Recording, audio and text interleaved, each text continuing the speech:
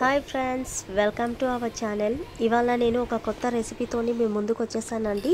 అదేంటంటే ఓమాకు చారండి. ముందుగా స్టవ్ వెలిగించుకొని ఒక గిన్నె పెట్టుకోండి. 2 పావులు ఆయిల్ పోసుకోవాలి.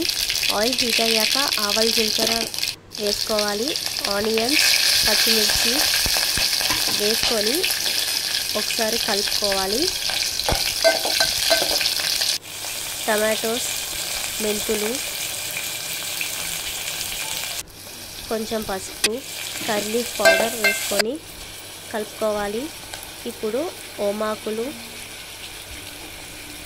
ఉప్పు వేసుకొని కలుపుకోవాలి. కారం వేసుకోవాలి. లైట్గా ఫ్రై అయ్యాక చింతపులుసు పోసుకోవాలి. ఈ ఆకు చాలా మంచిదండి. పిల్లలకి, పెద్దలకి కోల్డ్ కాఫ్ అయినప్పుడు చాలా బాగా యూజ్ అవుతుంది. ఇది చారుగా చేసుకోవచ్చు, లేదా బజ్జీలు కూడా వేసుకోవచ్చు అండి. ఓమాకు చారు రెడీ అయిందండి. లాస్ట్లో కొరెండర్ లీవ్స్ యాడ్ చేసుకోండి. Thank you. Please like, share, subscribe and comment.